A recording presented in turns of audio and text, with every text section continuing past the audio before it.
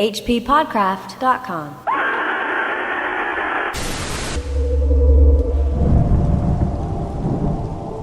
On the third day of rain, they had killed so many crabs inside the house that Pelayo had to cross his drenched courtyard and throw them into the sea, because the newborn child had a temperature all night and they thought it was due to the stench. The world had been sad since Tuesday. Sea and sky were a single ash-gray thing, and the sands of the beach, which on March nights glimmered like powdered light, had become a stew of mud and rotten shellfish. The light was so weak at noon that when Pelayo was coming back to the house after throwing away the crabs, it was hard for him to see what it was moving and groaning in the rear of the courtyard. He had to go very close to see that it was an old man, a very old man, lying face down in the mud, who, in spite of his tremendous efforts, couldn't get up, impeded by his enormous wings. That was the intro paragraph from Gabriel García Márquez's short tale, A Very Old Man with Enormous Wings. And we're talking about it here on the H.P. Lovecraft Literary Podcast. I'm Chad Pfeiffer. And I'm Chris Lackey. We're here at hppodcraft.com and Patreon. Thank you so much, folks, for subscribing on Patreon. I hope you liked that last episode with Patton Oswalt. Yeah. As he mentioned near the end of that episode, he will be back in a couple of months to talk more Michael Shea. Yeah. I think those shows will probably start coming out in December. Maybe. December or January. We'll see. But in the meantime, we've got all kinds of awesome stuff to fill your ears with. We're going to be finally releasing that full Whisper in Darkness reading this October. Yes. Featuring Andrew Lehman. It's very long. Yeah. But we'll release it in 3 parts. Mm-hmm. And you can put that in your ears for the Halloween season. Yeah. I also believe for October we're doing Blocktober once again, right? Yeah, we're back on Blocktober. I can't wait for Robert Bloch. That's right. And this time we're going to tackle his mythos novel, Strange Eons. Right. It's time to get back to some solid Lovecraft Circle business, so that's what we're going to be doing in October. But this month, I figured that since we kicked off with Copping Squid, we'd stick to a nautical theme and we'd have Squid Timber. So how did you stumble onto the story, Pfeiffer? This was recommended by listener John Hartwell in May of last year. He also recommended Three Skeleton Key by George G. Tuduz, which we will be covering next week.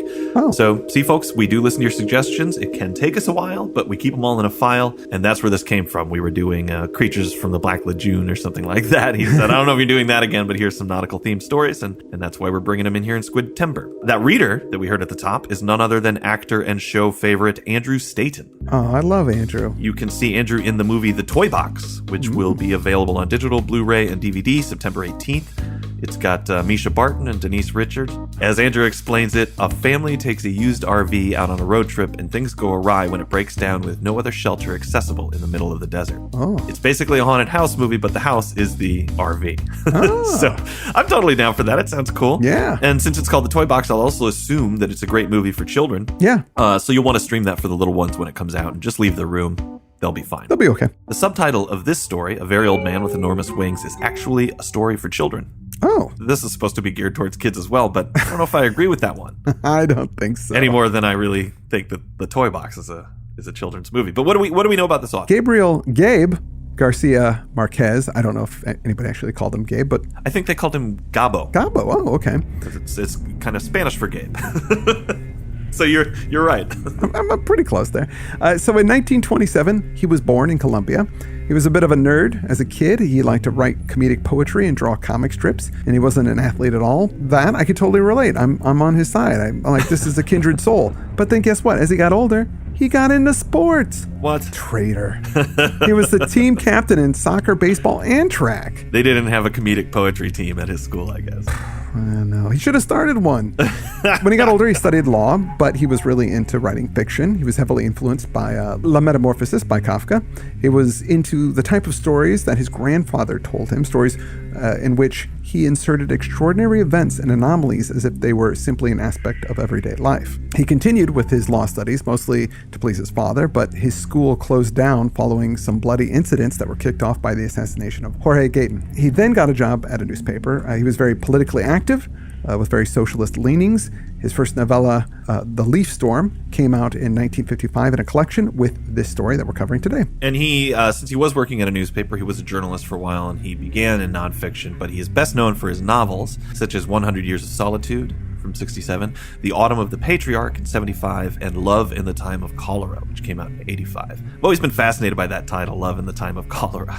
Although I've never read the book, I do remember the movie came out, I think around like 2007 with Javier Bardem. Oh. Also, I did not see that either. But again, I was fascinated by the title. Marquez was awarded the 1972 Neustadt International Prize for Literature and the 1982 Nobel Prize in Literature. Yeah, Nobel Prize. He's a heavyweight. His works have achieved significant critical acclaim and widespread commercial success, most notably for popularizing a literary style known as magic realism, which uses magical elements and events in otherwise ordinary and realistic situations. Yeah. I've heard that term thrown around a lot of times. The editor Matthew Stretcher defines magic realism as what happens when a highly detailed, realistic setting is invaded by something too strange to believe.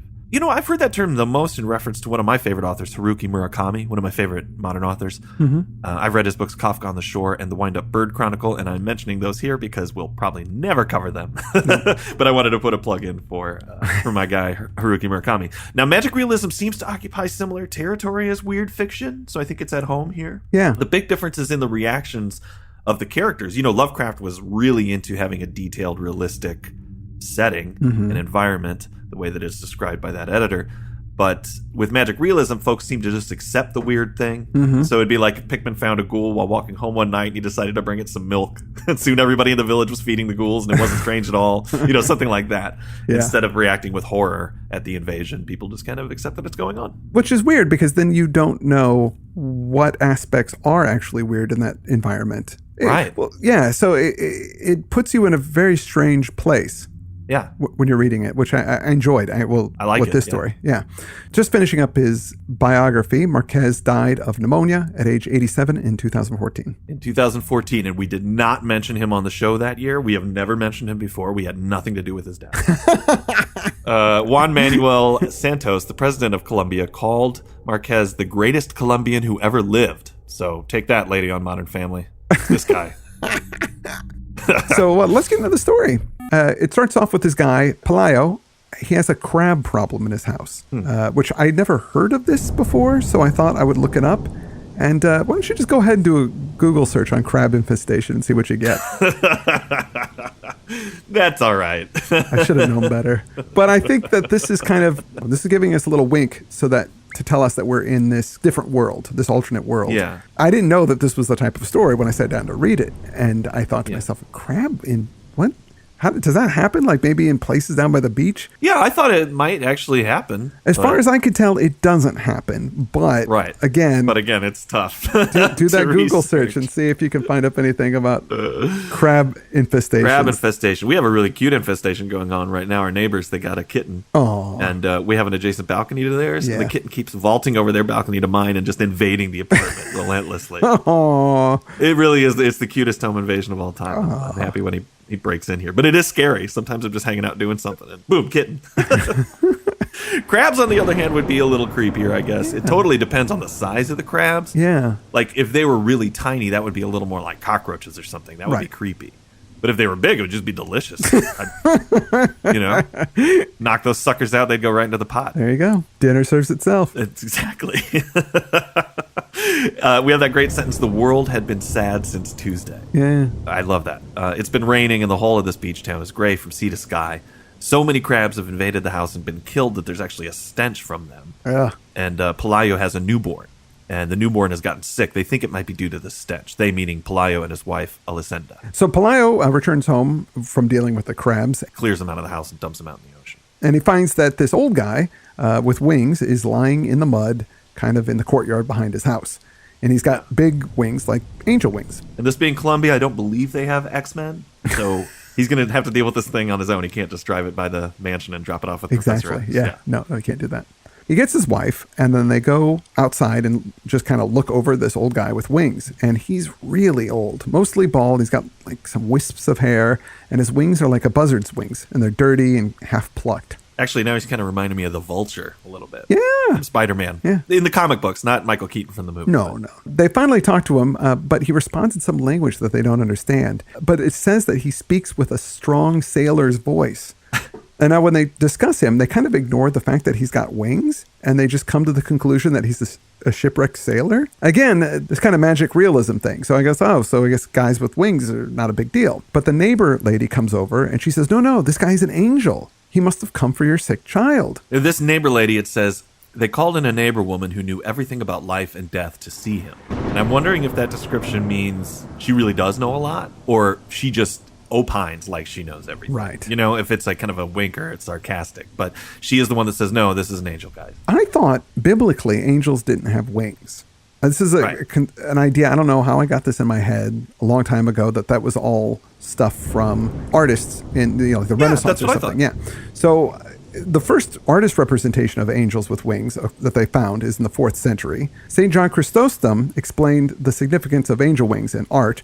It says they manifest a nature's sublimity. That is why Gabriel is represented with wings. Not that angels have wings, but that you may know that they leave the heights and the most elevated dwellings to approach human nature. Accordingly, the wings are attributed to the powers, have no meaning other than to indicate the sublimity of their nature. So I thought this was like a metaphor, and that people came to literally believe this.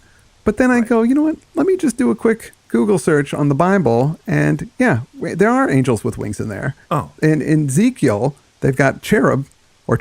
They've got wings, and then the seraphim are said to have 6 wings. 2 wings that cover their face, 2 that cover their feet, and 2 to fly with. Oh, wow. And there's some angels that's weird that have 4 faces and 4 wings. Well, that makes sense. And then, but if you go to Hebrews 1:14, they say that angels are beings of spirit. They have no physical form whatsoever. Oh. So I guess the Bible might be up for some kind of interpretation. The Bible? Yeah. Please. Yeah. Interpretation? Yeah. No, I really didn't think it ever mentioned them having wings in the Bible, so that's news to me as well. Yeah. I'll tell you this. One time I was in college, I was busy, I think, looking at a book. I don't know what I used to stare at instead of the environment when I didn't have a cell phone, but I was doing something that was occupying my brain. And I stepped off the curb of the street, and a guy grabbed me and jerked me back onto the sidewalk, and whew, a car went right by. I mean, it would have hit me. Yeah. And I was so scared. I turned around and looked at this guy. He had a beard, and he said, "Hey, man, you just got to watch where you're going." I was like, "Thanks." And then I kind of, checked myself to make sure all my limbs were there or whatever. And I turned around, and the guy was gone. Now, I was at a network of a number of streets and something. He probably just turned a corner. Yeah, sure. But when I went home to my girlfriend at the time, I told her about it, and she goes, "Oh, he was an angel." Oh. And she believed it. She's like, "You didn't see him after that?" I said, "No, he disappeared." She's like, "Well, see?" Proof. There you go. He was an angel. You've had a run-in with an angel, dude. Yeah, I think maybe she watched a little too much Highway to Heaven, which I got to say I was pretty guilty of as well. Did you watch that show? I didn't watch that show. There wasn't Really? enough. No, there wasn't enough, demons in there for my liking. I know that eventually there were demons, weren't there? Like the devil shows up at some point. Yeah, that's the thing that's funny. I was trying to imagine if you were pitching Highway to Heaven now, how quickly you'd get turned away. You're like, okay, my pitch is it's this angel that comes to Earth and he helps people. There's like, that's it. 'Cause that's really all the show was. Yeah. Like people needed help and he'd show up and he'd help them out. Yeah. Now he would have to be like making meth or something like that. Wait, did he for have it to any? get a green light. Did he have any superpowers? Yeah, yes, he had some kind of superpowers, but he really had to get people to come around to their own, He can guide people, but he couldn't really make them do anything. Yeah, exactly. I wondered that frequently. I always thought, well, why doesn't he just produce food for these people and leave, Right. Get this episode out of the way right away. But no, he had to teach them to farm or whatever. There you go. Of course, yeah. I liked it. I liked that show. But back to the story. Okay. There seems to be some strange implication that our protagonist is going to club this old guy to death, but doesn't at the insistence of the neighbor lady. Yeah, well, actually, I think the neighbor lady wants him to club the angel. Really? Yeah, it says, against the judgment of the wise neighbor woman, for whom angels in those times were the fugitive survivors of a celestial conspiracy. They did not have the heart to club him to death. Oh. So they didn't want to club him. The know-it-all lady wanted him to club him. Oh my What's God. this celestial conspiracy? She's got some crazy ideas about what's going on up there. Okay, yeah, I missed that. She thinks it's some kind of fugitive who's laying low because, I don't know, he tried to fight against God or something. I guess because he's fallen, she thinks this must be a minion of the devil, maybe. Okay. I don't know. Yeah. That's different. Yeah. So Paleo says, well, I don't think we're going to club him to death. Why don't we just put him on a raft with 3 days rations? And then, we'll see what happens to him. He'll be on his own. We give him a fair shake. But by the time they kind of decide that, there's a crowd that's showing up around the house because they want to see this guy with wings. So they decide they're going to stick him in a chicken coop. People come by and they look at him and they toss him things to eat, like it's kind of a zoo or something. After locking him up in the coop in the night, the rain stops and the child wakes up without a fever and has a desire to eat. Mm-hmm. So there's some kind of connection, I think, between this angel and the sick child. Right. But as you say, people start showing up. It turns into a circus or zoo, and people don't seem too freaked out. No. The whole neighborhood is in front of the chicken coop, and instead of going, these are the end times or whatever, they're just having fun with him. It says, without the slightest reverence, tossing him things to eat through the openings in the wire, as if he weren't a supernatural creature but a circus animal. Right. I get these deep feelings of anger sometimes when I'm at the zoo, seeing the way that people taunt the animals. It seems to happen less in the more modern zoos. I think the way that they're set up, that people don't have an opportunity to do it. But I do remember in the old days, people were just trying to get animals to do stuff for them. I'm like, just leave them alone. They're in a freaking... I know. They're mad because they're sleeping, and they're like, I want to see him get up and roar. So I actually had one of my most executed haze of all time when I was at the zoo, and there was this teenager who started flapping his jacket at this panther. I went, hey! And he turned and looked at me like, sheet white man, I scared that kid. I was like, that's right, I'm a grown-up now. I enforced the rules at the zoo, and nobody asked me to. Yeah. Good job. People have some nutty ideas about what to do with the angel. It says, the simplest among them thought he should be named mayor of the world. Others of sterner mind felt that he should be promoted to the rank of 5-star general in order to win all wars. Oh, okay, that makes sense. Some visionaries hoped that he could be put to stud in order to implant the earth a race of winged wise men who could take charge of the universe. Makes perfect sense to me. So finally, a church authority, Father Gonzaga, shows up to see what all the hullabaloo is about. He goes into the coop and speaks to the old guy with wings in Latin, but he responds in this strange language that he's speaking. Father Gonzaga thinks he's an imposter because he doesn't speak the language of God. Also, the angel doesn't know how to greet. It says the angel didn't know how to greet his ministers. Yeah. So he doesn't know Latin. He doesn't know the proper way to greet a priest. And this line of thinking is really insane. Yeah. Like, why does the priest think he knows better? Yeah. I don't know what else is going on in this world, but I assume that he's been driven by faith his whole life. That's basically all you have as a priest. Sure. And now there's an angel, so he's got some proof, and right away he's like, nah, it doesn't check out with what we've all relied on faith. You know what I mean? It's yeah. Like, why does he have more authority than this angel? It's strange. Well, also, the angel looks really human. He's got parasites on his wings. He smells bad. He's just not angelic as like one would think an angel would be. Right. But still, Father Gonzaga, he sends his report up the chain to the heads of the church. What do you think those parasites are? I think like probably ticks and things like that. I wonder what an angel parasite would go for at a apothecary, you know? Yeah, what can you do? Sure, you could grind that up and probably give you a boner. Yeah, or I was thinking a potion of giant strength or something like that. Yeah, I'm sure. That was my first thought as well. But the boner thing... No, I didn't mean to say that. I shouldn't have said that. Okay. He gives a brief sermon, the priest, after he comes out of the chicken coop, to all the people who are around there. It says he warned the curious against the risks of being ingenuous. He reminded them that the devil had the bad habit of making use of carnival tricks in order to confuse the unwary. He argued that if wings were not the essential element in determining the difference between a hawk and an airplane, they were even less so in the recognition of angels. So he's actually saying this guy's not even an angel, probably. Well, yeah, I mean, of course, if he was an angel, then that kind of undermines his authority. That's true, yeah. So, the priest's authority, you mean? Yeah. So it's like, no, this guy's not an angel, so we don't... I mean, not that anybody would understand what this guy is saying anyway, or that he seems to have any kind of power. He just kind of like laying around in a chicken coop. Well, he ends up saying what I hope somebody has said about me at some point in the past. He's no angel. So many... I hope somebody said that. That'd be cool. People are showing up. There's so many people that are showing up to see this guy with wings that Elisenda gets this idea to start charging people 5 cents a mission. And then over time, a carnival arrives with some supernatural people of their own. There's a guy who flies over the crowd. He's got wings himself, but people aren't impressed because he's got bat wings and not bird wings. I mean, they call him a flying acrobat. His wings were not those of an angel, but rather those of a bat. And I wondered, so since this is a carnival, does he really have bat wings, or is this just his costume? It could be. It's a little hard to say with this story because things are kind of surreal. Also, are this kid's acrobat parents going to get killed and he winds up becoming Robin? Oh, geez. Something else to think about. Yeah. People are also showing up hoping to get cured. They have some strange and surreal ailments. A Portuguese man who couldn't sleep because the noise of the stars disturbed him, and a sleepwalker who got up at night to undo all the things he had done while awake, and many other less serious ailments. So with all this attention, Pelayo and Elisenda are making lots of money, and there are still people lined up to see this angel guy. What's the story with the Portuguese guy? The noise of the stars disturbed him. That's Lovecrafty sounding. Yeah. I don't think it's Cthulhu related. The story was written in 55 and not the 20s, although it could be set in the 20s. Maybe this whole thing happened while Cthulhu was rising up out of his hidden island, and so that's why the noise of the stars are disturbing this Portuguese man. You're really stretching it together there, aren't you? I am. The old man with wings, he just does nothing. He just lays in this coop all the time. He sits there.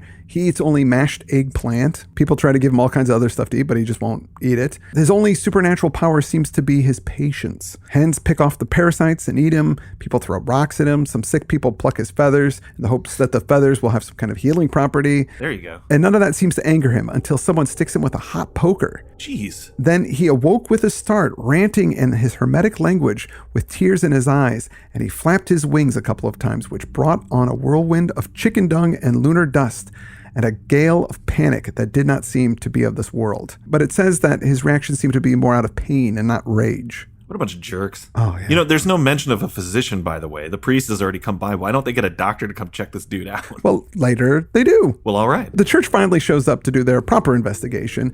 They spend their time finding out if the prisoner had a navel, if his dialect had any connection with Aramaic, how many times he could fit on the head of a pin, or whether he was just a Norwegian with wings. Oh, he's just a Norwegian with wings. Like, that makes sense. Oh, That's a way to explain something away. So we get this side story of another carnival that shows up. And in this carnival is a woman who was changed into a spider because she disobeyed her parents. Seeing her is cheaper than seeing this winged guy. And you can talk to her and ask her about her condition and examine her.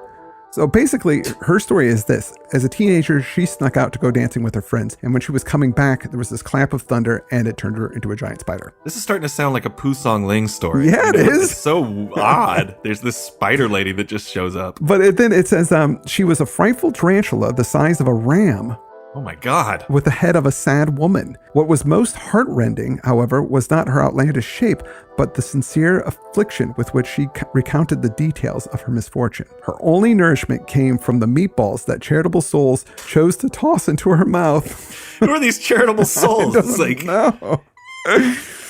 they're like teenagers that work at the spaghetti house, Oh, man. stuffing meatballs in their sleeves. But this thing about the but the spider girl is like a real miracle. It says a spectacle like that, full of so much human truth and with such a fearful lesson, was bound to defeat without even trying that, the spectacle of a haughty angel. Because it's just like, okay, he's got wings, but he's just some old guy. This is like a young lady that's a spider woman. Yeah. It's just more attractive.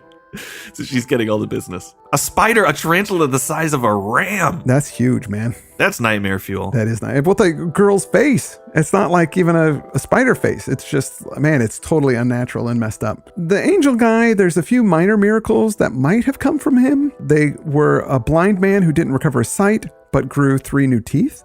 And a paralytic who didn't get to walk, but almost won the lottery. Almost. Yeah. And a leper whose sores sprouted sunflowers. That's nice. That's the real weird one. The other ones are just like, whatever. But that one. But these things, these crappy miracles finally really put people off. And the crowds are actually dwindling and they stop showing up altogether. The miracles, I really like the blind man getting new teeth. That's hilarious. That I could hear about miracles that didn't work all day. The rest of the story could just be about that. Deaf man went to the angel and came back. He was still deaf, but he had a second ass. So Paleo and Elisenda, they're already rich. They don't care that people aren't showing up anymore. They've expanded their house. They make it crab proof. Elisenda gets some fancy clothes. Even with all these changes, the old guy is still in the chicken coop and it still stinks. Their kid, who's getting older now, starts to spend time down at the chicken coop and he plays inside of it. The old guy is very patient with the kid, kind of like an old dog with a baby. They could pull on their ears and the dog doesn't do anything. Same business. And they also got chickenpox at the same time, which gave the doctor an excuse to finally check out this old guy. When he listened to his heart, so much whistling in the heart and so many sounds in his kidneys that it seemed impossible for him to be alive. What surprised him most, however, was the logic of his wings. They seemed so natural on that completely human organism that he couldn't understand why other men didn't have them too. So when this kid finally starts school, the coop finally collapses in the rain. Since he's got no more coop anymore, the old guy just kind of drags himself around the courtyard and then he starts popping up in places in the house. He turns into like a Bartleby kind of character. He just won't leave. He's everywhere you go. There he is. So Paleo keeps finding him all over the house in unlikely places like under the bed. Maybe he's teleporting himself. I don't know. He gives the old guy a blanket and he tells him to stay in the shed. Most folks don't think he's going to make it through the winter, but he does. Yeah, the angel is sick most of the time. At night, they say he has a temperature. So visit to Earth is not good for him. He's almost like E.T. or something like that. But in the spring, some of his feathers start to grow back. One morning, Elisenda was cutting some bunches of onions for lunch when a wind that seemed to come from the high seas blew into the kitchen. Then she went to the window and caught the angel in his first attempts at flight. They were so clumsy that his fingernails opened a furrow in the vegetable patch, and he was on the point of knocking the shed down with the ungainly flapping that slipped on the light and couldn't get a grip on the air. But he did manage to gain altitude. Elisinde let out a sigh of relief, for herself and for him, when she watched him pass over the last houses, holding himself up in some way with the risky flapping of a senile vulture. She kept watching, even when she was through cutting the onions, and she kept on watching until it was no longer possible for her to see him, because then he was no longer an annoyance in her life, but an imaginary dot on the horizon of the sea.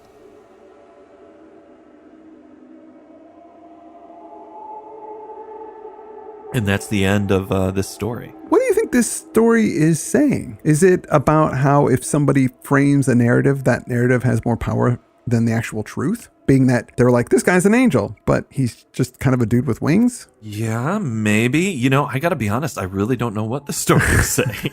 I love the title. Yeah. And I was fascinated by it while I was reading it. Me too. And I thought there must be something more profound underneath it, but I wasn't quite sure what that was. I do think that there is something in that this is an angel-like being that is still deferential to the authority of the church, which I thought was odd. I don't know about the carnival and the spider girl, though. Yeah. I mean, that was an odd... She was just punished for one little infraction by getting a spider body for the rest of her life. That seemed kind of severe. Yeah. And certainly it means that there are vengeful, magical gods or a god that will do that type of thing in this world. Or something that will do that. Yeah. And then the fact that the couple, they're just like, it's some dude with wings. Initially, they thought that. And then the neighbor lady said, oh no, it's an angel. We got to go deal with it as you deal with angels. Kill it or call the priest. And the couple's like, yeah, whatever. And then once they realize they can make some money off of it, they're totally into it. Yeah, it does. The angel lands and then they make their fortune. And when they've gotten their money and crab-proofed the house, he flies off into... It is kind of a highway to heaven episode in a way. These people need crab-proofing. Right. Yeah, I guess so. I mean, there's been a lot of... I read a bunch of different things about it, and none of the things that I read, none of them stood out to me like, okay, yeah, that's it for sure. Yeah, I'll be honest. I went and I started reading some analysis as well, and even though it was well written, I thought, you guys don't have a clue either. I don't care how many degrees you got. I mean, this story is pretty famous. I didn't realize how famous. I mean, it has its own Wikipedia entry that is quite long. Yeah. And I never heard of this. I'm sure that Marquez is a literary figure that's well known throughout the world. Oh, yeah. Just since we're stupid Americans and he didn't write in English, we don't know so much about him. Well, this story I don't even think was translated into English for about 20 years. Yeah. I don't think it was until the 70s that English readers got a hold of this one.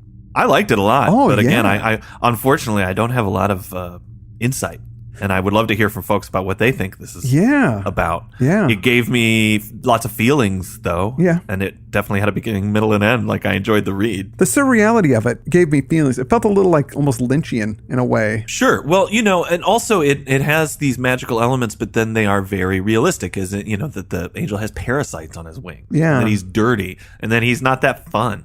He just kind of lays there. that stuff, it's very specific. And the way that people react, they react in very human ways instead of this turning into some kind of epic story. They're more like, yeah, I'll pay 5 cents to see that guy. Yeah. And then they'll throw food at him or some rocks to try and get him to throw some rocks at, yeah. It's very strange. It did make me feel a lot of things. And I felt bad for that girl who got turned into a giant spider. I do too. She just wanted to go dance. You got to defy your parents once in a while. And especially if it's to go dance. I mean, come on. And that's all she was doing. She was going out dancing. She wasn't like going out to, rob a liquor store or anything like that. It would be cool though if in Footloose, everybody in the end when they're doing the dance suddenly all got turned into giant spiders. That would be a much different movie and maybe better. That might be the only way to improve on that already classic film. That would definitely be an improvement on that film. And it's a good film.